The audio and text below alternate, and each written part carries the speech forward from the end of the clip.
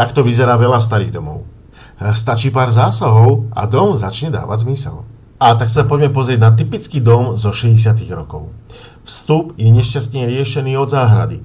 Široká chodba, do spálni sa prechádza cez kuchyňu, následné miestnosti sú v poriadku. Čo sme s tým urobili? Vybúrali sme všetky priečky a vytvorili sme nový vstup, ktorý je od ulice. Dobudovali sme roh domu pôvodného vstupu, kde je technická miestnosť. Niektoré okná sme zamurovali, niektoré okná sme zväčšili. A teraz sa pozrieme už, ako vyzerá nové usporiadanie v danom dome.